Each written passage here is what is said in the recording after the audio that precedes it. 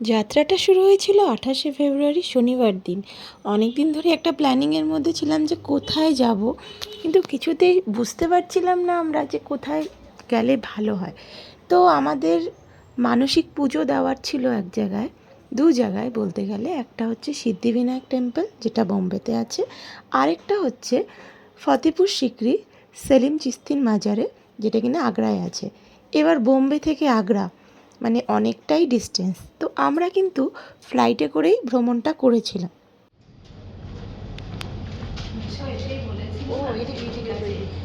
ঠিক আছে, এখনো সময় আছে, চাপ নেই, আমরা লাস্ট প্যাসেঞ্জার। আর বাবির কিন্তু এটা প্রথমবার ফ্লাইট জার্নি ছিল, ফার্স্ট টাইম ও ফ্লাইটে করে চললো, এবং ওর কাছেও কিন্তু এটা একটা খুব দারুণ একটা ব্যাপার ছিল, কিন্তু খুব আনন্দ পেয়েছে, খুব মজা করেছে। ঘুরতে গেলেই কিন্তু ভীষণ রকম একটা এক্সাইটমেন্ট কাজ করে, আর খুব একটা আনন্দ ভেতরে ভেতরে কাজ করে, তাই না? তো দেখো আমরা কিন্তু বোম্বেতে পৌঁছেও গেলাম, এবং আমরা কিন্তু হোটেলে ফার্স্টে চলে গিয়েছিলাম, এবং সেখানে ফ্রেশ ট্রেশ হয়ে আমরা একটু পরের দিনের কথা বলছি, আমরা সেই দিনটা একটু রেস্টই নিয়েছিলাম, সেদিন আর কোথাও আমরা বেরোইনি। আমরা পরের দিন একটু খাওয়া দাওয়া করে রেস্টুরেন্ট থেকে বেরিয়ে গিয়েছিলাম গেটওয়ে অফ ইন্ডিয়াতে। আর এই জায়গাটা কিন্তু সত্যি খুব সুন্দর, আর এখানে আমার দ্বিতীয়বার আসা।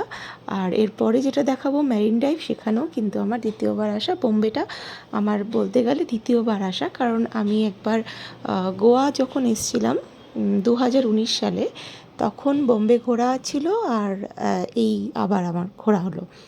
তো তখন আর কি ভিডিও ফটো তুললেও ভিডিওগ্রাফিটা অতটা পরিমাণে করতাম না বলে তখন এতটা ভিডিও আমি শেয়ারও করিনি। তো এবারকার আর কি সেটা আর কি মিস করিনি, আর কি ভিডিওগ্রাফি করলাম, তোমাদের সাথে শেয়ারও করলাম। তো দেখো এখান থেকে আমরা চলে গেলাম কিন্তু মেরিন ড্রাইভে। আর এখানে গিয়ে আমার ছেলে ভীষণ রকম দুষ্টুমি করছিল, আসলে এত বড় খোলামেলা জায়গা পেয়ে গেছে, দৌড়াদৌড়ি করে যাচ্ছিল সমানে, আর ওর পেছন পেছন কিন্তু পিকু দাদা সমানে দৌড়ে যাচ্ছে। শুধু পিকু দাদাই নয়, ওর পেছনে পেছনে আমি এবং ওর পিসিরাও কিন্তু দৌড়েছে। সত্যি বলতে সবাই মিলে আমরা দৌড়েছি। তো জায়গাটা খুব সুন্দর ছিল। বোম্বেতে তখন খুব একটা সেদিন গরম ছিল না, এখন গরম অনেকটাই পড়ে গেছে, কিন্তু তখন গরমটা একটু কমই ছিল। তো দেখো আমরা এখানে বেশ ভালোভাবে ঘুরলাম, খুব মজা হলো, খুব আনন্দ হলো, অনেক ফটোগ্রাফিও করা হয়েছে এবং অনেক ভিডিও করা হয়েছে। ফটোগুলো আমি শেয়ারও করেছি, তোমরা সময় পেলে অবশ্যই দেখে নিও। আর দেখো এখানে জায়গাটা এত ভালো লেগেছিলো আমার। তো প্রথমবার যখন এসেছিলাম তখন আমি এবং আমার হাজব্যান্ড দুজনে এসেছিলাম, তো এবার ছেলেকে নিয়ে আসলাম, এটা একটা অন্যরকম এক্সপিরিয়েন্স। তার থেকেও বেশি এবার আমরা ফ্যামিলির সাথে এসেছি, তো সত্যি খুব ভালো লাগছিলো বোম্বেতে। তো যেই কাজটার জন্য আমরা এসেছিলাম সিদ্ধিবিনায়ক টেম্পলে পুজো দেওয়া, তো সেটা কিন্তু আমরা খুব ভালোভাবে পুজো দিয়েছি।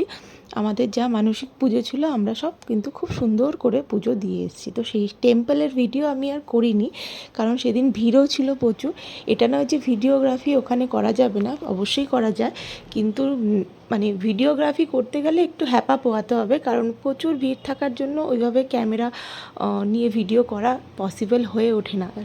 আর তাছাড়াও বেশি আমরা যেহেতু বাচ্চা নিয়ে গিয়েছিলাম, তো একটু প্রবলেম হয়েছিল।